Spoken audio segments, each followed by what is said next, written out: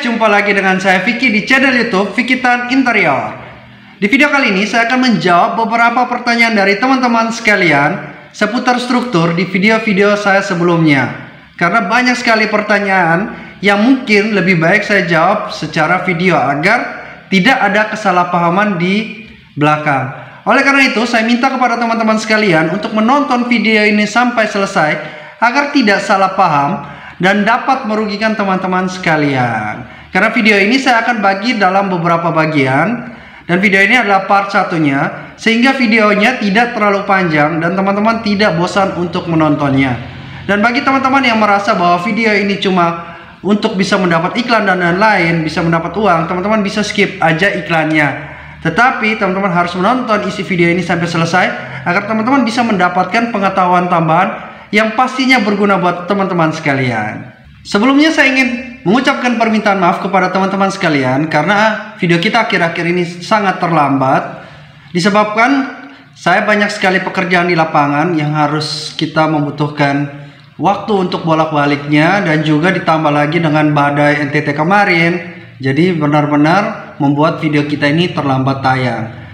Dan juga walaupun terlambat, saya ingin mengucapkan selamat menunaikan ibadah puasa kepada teman-teman yang beragama muslim. Semoga ibadah puasa kali ini semakin memberikan berkat buat teman-teman sekalian. Dan semoga juga walaupun dalam kondisi pandemi seperti ini tidak mengurangi niat kita untuk menunaikan ibadah puasa. Dan juga saya ingin berterima kasih kepada teman-teman sekalian yang telah mendukung, mensupport channel YouTube dari Vikitan Interior sehingga bisa berkembang sampai dengan hari ini. Dan bagi teman-teman yang merasa video ini berguna dan juga ingin belajar seputar interior, arsitek maupun bangunan, teman-teman bisa tekan tombol subscribe di bawah ini dan aktifkan loncengnya, sehingga teman-teman bisa mendapatkan updatean terbaru dari video-video yang akan kita upload. Thank you buat yang sudah subscribe. Nah, kita masuk ke pertanyaan-pertanyaan yang sudah teman-teman tanyakan dan juga jawabannya. Di video-video saya sebelumnya, saya selalu menekankan untuk menghemat ketika membangun rumah. Tetapi banyak sekali yang salah persepsi terhadap pernyataan saya seperti itu. Karena mungkin mereka tidak menonton video saya sampai selesai. Nah, dalam membangun rumah kita memang harus menghemat.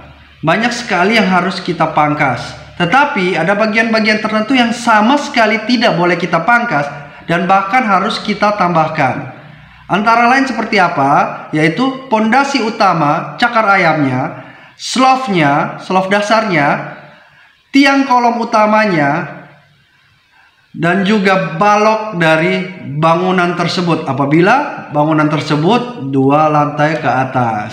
Dan juga teman-teman juga harus menambahkan slope bantunya, kolom bantunya, itu benar-benar harus teman-teman perhatikan. Jadi jangan pernah dikurang-kurangi atau dihilangkan. Karena banyak sekali saya temukan, bahkan dari pertanyaan-pertanyaan teman-teman sekalian di channel saya, banyak bangunan yang tidak menggunakan slope untuk 1 lantai. Nah, itu kekeliruan yang pakai banget ya teman-teman. Karena slope itu sangat penting ketika teman-teman membangun rumah. Slope itu berfungsi sebagai pengikat dari semua kolom agar bangunan itu menjadi satu kesatuan, sehingga apabila terjadi goncangan, bangunannya teman-teman itu tidak retak atau tidak rusak. Dan juga slope berfungsi sebagai penerima beban dari semua beban tembok dan lain-lain yang di atasnya dan disalurkan ke kolom utama. Bagaimana dengan pondasi batu kali? Padahal kan pondasi batu kali juga merupakan struktur utama dari pondasi sendiri. Tetapi kok di video saya ini saya menyarankan untuk pondasi batu kali tidak perlu terlalu dalam. Nah, teman-teman perlu ketahui ya, di zaman modern seperti ini, di mana bangunannya teman-teman baik 1 lantai maupun 2 lantai, teman-teman sudah menggunakan pondasi cakar ayam. Ketika teman-teman sudah menggunakan pondasi cakar ayam, berarti pondasi utamanya adalah cakar ayam tersebut. Sedangkan pondasi batu kali itu sudah merupakan pondasi penunjang dan fungsinya sebagai penopang dari slope tersebut. Bisa juga dia berfungsi sebagai penambah ketinggian bangunan. Teman-teman bisa lihat di video saya ini, saya membahas semua beberapa pondasi atau fungsi pondasi batu kali itu sendiri. Loh, Berarti bangunan itu bisa retak, bisa rusak, atau bagaimana dengan tanah yang bergerak atau tanah rawa, tanah berlumpur. Kalau tidak ada pondasi batu kali kan bangunan bisa rusak. Nah, itu letak kekeliruannya teman-teman. Pondasi batu kali dinilai sudah tidak efektif atau kurang efektif pada zaman modern saat ini dan juga tidak bisa digunakan di segala medan. Oleh karena itu pada tahun 1961 ditemukanlah pondasi cakar ayam. Dan yang menemukannya itu orang Indonesia. Teman-teman bisa lihat di video ini, saya sudah bahas macam-macam pondasi, teman-teman bisa lihat. Yang menemukan pondasi cakar ayam adalah Profesor Dr. Insinyur Sudiatmo. Beliau adalah orang Indonesia. Beliau adalah guru besar dari ITB atau yang teman-teman kenal Institut Teknologi Bandung. Nah, ini menjawab pertanyaan teman-teman. Pondasi apa yang cocok untuk daerah yang berlumpur, daerah bekas sawah, daerah banjir? Pondasi yang cocok adalah pondasi cakar ayam. Tinggal kedalamannya teman-teman sesuaikan. Untuk bangunan satu lantai, rata-rata kedalaman pondasi cakar ayamnya adalah 1 meter sampai 1,5 meter. Sedangkan untuk 2 lantai, kedalaman pondasi cakar ayamnya adalah 1,5 sampai 2 meter. Tetapi bisa berubah apabila teman-teman berada di tanah lunak atau tanah bekas sawah, rawa. Teman-teman harus gali kedalamannya itu sampai mendapat tanah kerasnya. Atau juga teman-teman bisa kombinasikan dengan pondasi Strauss pile namanya. Teman-teman bisa lihat di video saya ini, itu saya jelaskan apa itu pondasi Strauss pile atau bore pile. Loh, bagaimana dengan bangunan-bangunan peninggalan Belanda? Kan rata-rata bangunan peninggalan Belanda itu kan menggunakan pondasi batu kali sebagai pondasi utama, dan pondasinya itu besar-besar dan kuat sampai dengan saat ini.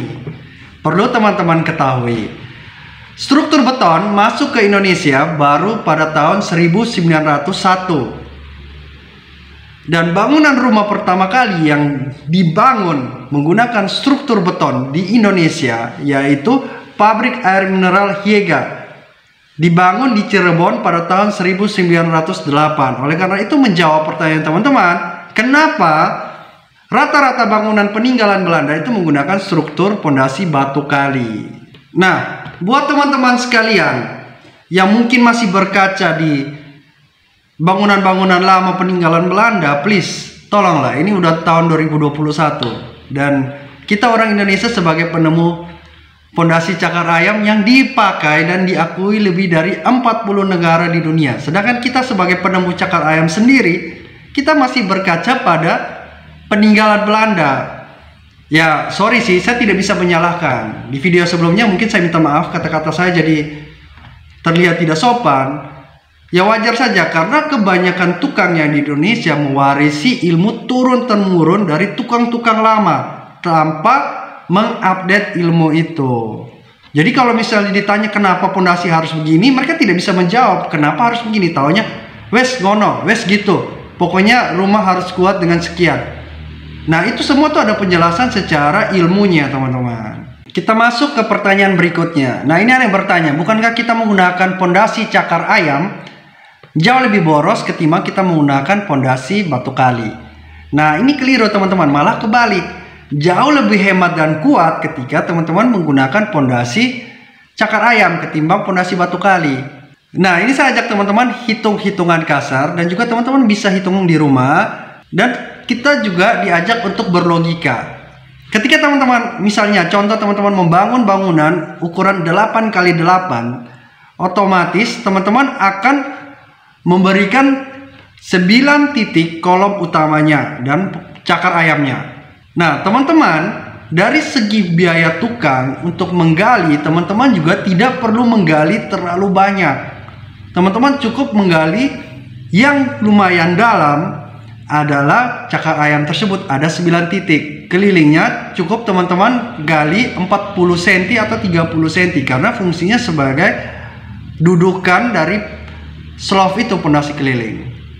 Itu baru dari biaya tukang untuk menggali, belum lagi pemasangannya. Pemasangan tukang untuk pondasi batu kali itu dihitung kubikasi, benar kan?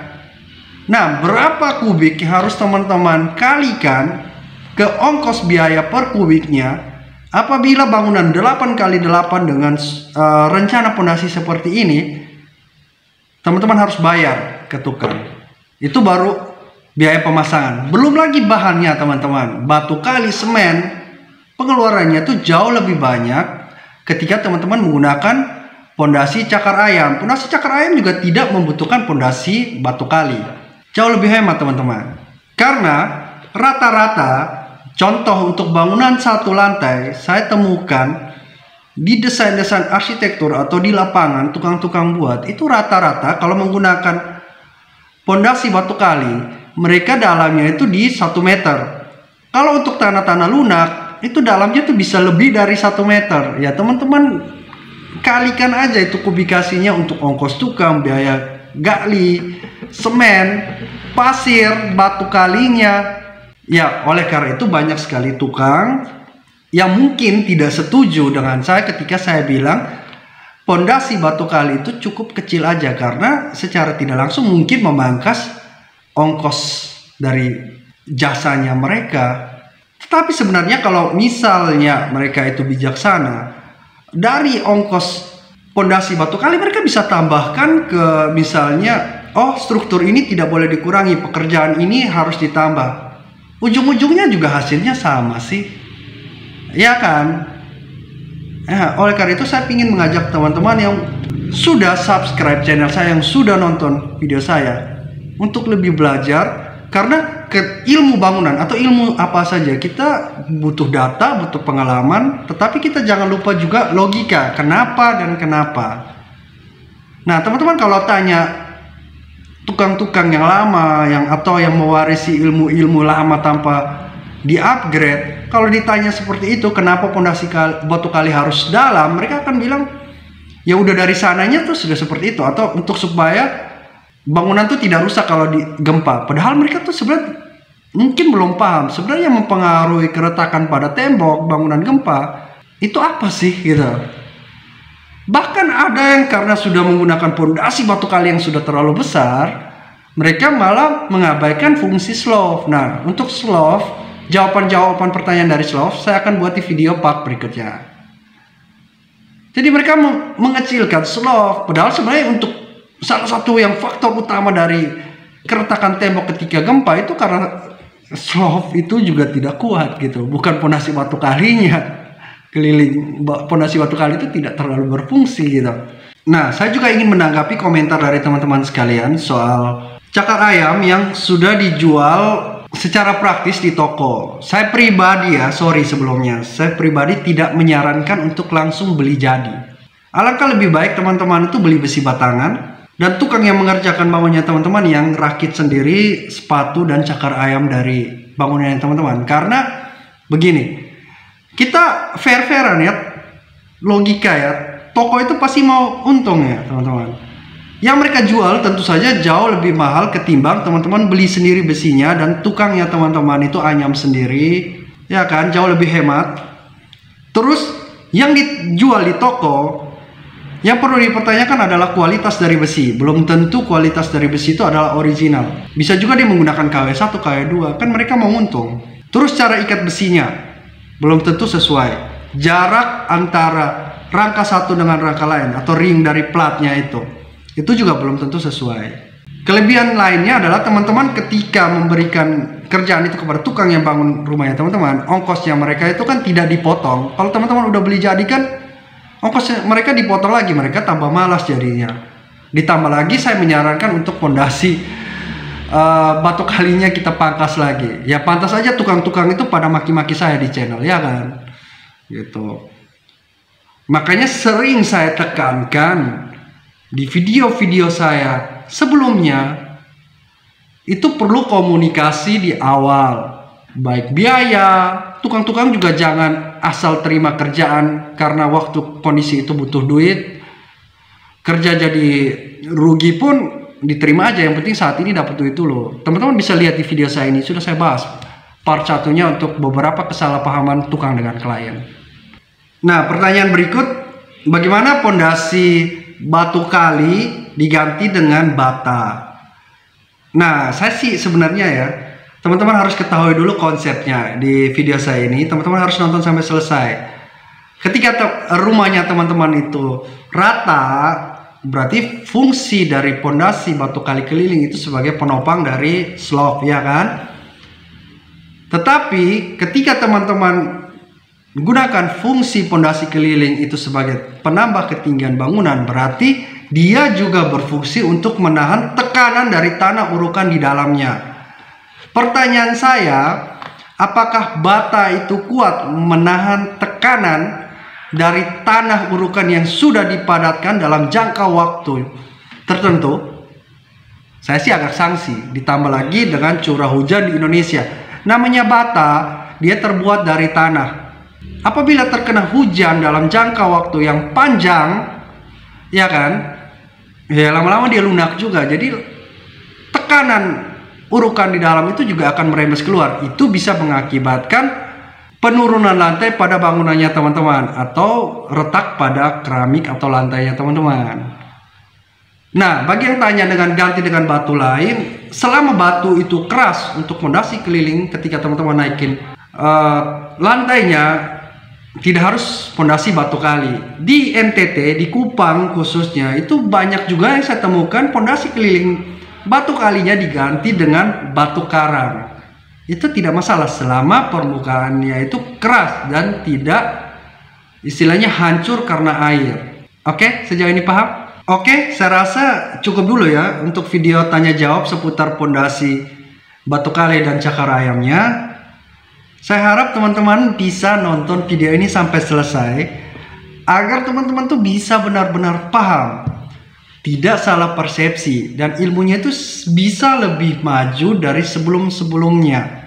Karena saya selalu tekankan, ketika kita membangun rumah, bukan cuma tukang saja yang mengerti, klien minimal harus mengerti dasar-dasar dari membangun rumah. Agar apa? Agar teman-teman juga tidak dibodohi atau tidak salah tangkap dari tukang-tukang di luar sana. Ada tukang itu macam-macam teman-teman. Ada yang memang tidak mengerti, atau ada yang mengerti tapi yang saya bilang malas itu. Dan bagi teman-teman yang berkomentar, oh saya buat video ini supaya ditonton, cari sensasi biar dapat uang. Memang benar, YouTube itu membayar kita sebagai konten kreator. Tapi itu dibayar dari iklan-iklan yang teman-teman nonton. Oleh karena itu, kalau teman-teman merasa bahwa saya mencari sensasi, belajar dari video saya, cukup nonton videonya saja. Iklannya teman-teman skip aja gitu. Ya kan? Dan saya juga berterima kasih kepada teman-teman sekalian yang sudah menonton video saya dan iklannya juga tidak di skip. Thank you banget. Di video berikutnya, part 2-nya, saya akan menjawab pertanyaan-pertanyaan teman-teman seputar slope dan juga kolom utama. Oleh karena itu teman-teman harus stay terus di channel YouTube dari Vicky Tan Interior. Apalagi di zaman modern saat ini, untuk belajar teman-teman tuh hanya butuh modal kuota. Di YouTube, di Google itu banyak sekali ilmu yang bisa teman-teman cari. Kayak misalnya video saya ini kan, teman-teman bisa nonton sampai selesai paling 10-30 menit. Kami sebagai konten kreator yang membagi ilmu seperti ini, misalnya ilmu bangunan ya, saya butuh waktu 7 tahun untuk menempuh kuliah S1 dan S2. Dan saya butuh waktu kurang lebih 13 tahun di lapangan sebagai kontraktor dan konsultan. Oleh karena itu, teman-teman yang sudah subscribe channel saya, sudah nonton video saya ingin berbagi dan mengajak teman-teman sekalian agar teman-teman tuh tidak jatuh di lubang yang sama yang pernah saya alami. Kenapa? Bangunan itu tidak mungkin rusak habis bangun gitu. Rata-rata di perjalanan atau setelah teman-teman mengisi. Biaya yang teman-teman keluarkan itu jauh lebih besar. Merenovasi. Dan juga kalau teman-teman mau punya ilmu seperti saya, teman-teman butuh waktu dan biaya yang banyak. Sekarang sudah saya berbagi malah dihujat gitu. Ya mohon maaf soal kata-kata saya mungkin kurang sopan. Beda kota, beda tata bahasa. Dan saya sudah coba untuk memperbaiki, lebih santun lagi, lebih baik lagi. Teman-teman bisa lihat video-video saya dari sebelumnya sampai sekarang. Teman-teman bisa nilai sendiri. Oke? Nah, bagi teman-teman sekalian yang merasa video ini berguna dan memberikan ilmu baru buat teman-teman, bermanfaat, jangan lupa teman-teman share video ini ke orang-orang di sekitar teman-teman. Agar mereka juga bisa belajar ilmu-ilmu baru, tidak terpaku pada ilmu-ilmu lama yang kurang update. Dan jangan lupa like video ini, oke? Di akhir kata, saya ingin mengucapkan terima kasih dan sekali lagi selamat menunaikan ibadah puasa buat teman-teman sekalian yang merayakan. Sampai jumpa di video berikutnya. Salam Fikitan Interior.